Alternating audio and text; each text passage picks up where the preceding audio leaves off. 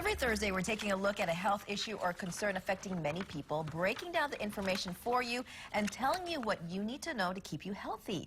Dr. Kalani Brady from the John A. Burns School of Medicine joins us now with this week's topic, cholesterol and statins. Good morning again, doctor. Thanks for joining us. Good morning, Christine. So first of all, why is it so important for us to monitor our cholesterol? Cholesterol is a major risk factor for heart disease. It's as important as high blood pressure. The problem is that for us, cholesterol is silent. You never tell if your cholesterol is going up. And therefore, there might be a temptation on the part of the patient to say, I can't feel it. Why should I take a medicine that might have side effects for a disease I don't feel? And the problem is that once you have that killer heart attack, it's kind of too late once you're dead to start a cholesterol-lowering medication. So you have to look at it as a preventive medicine, the same way that millions of Americans look at vitamins for prevention. Look at this statin for prevention because it's treating a silent disease. So statins are preventative medicines. What exactly does it do? It lowers the bad cholesterol, Christine, which is called LDL, and modestly raises the HDL, or the high cholesterol, which is the good cholesterol.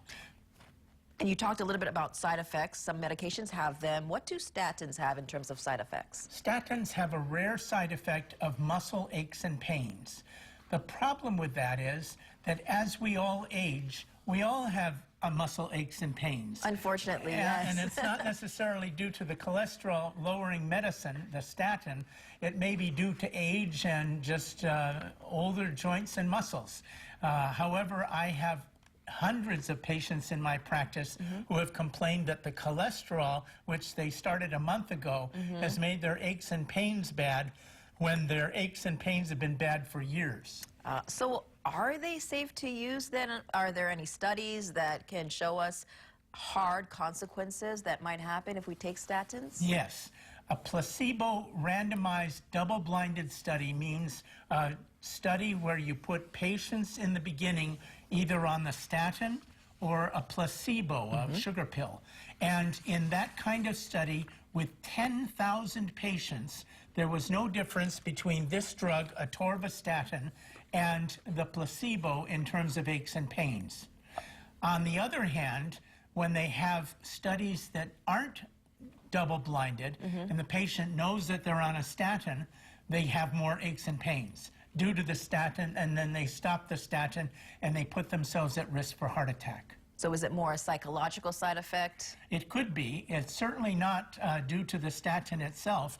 This is atorvastatin that I just talked about, and I take this to lower my cholesterol because I don't want a killer heart attack. Okay.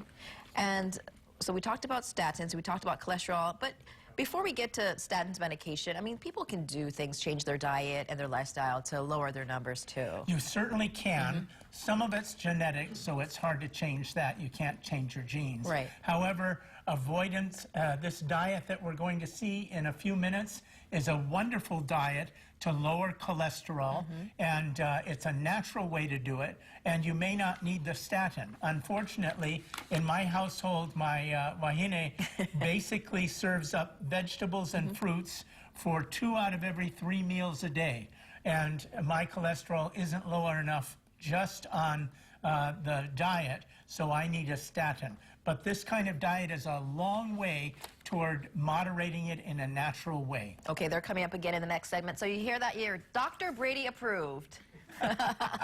That's something money can't buy. Thank you, Dr. Brady. Next week you'll be back? Yes, low back pain. Oh, I know that one too. That Yes. might have something to do with age as well. It does. All right, we'll look forward to that. Have a good weekend, Dr. You Brady. too. Thank you.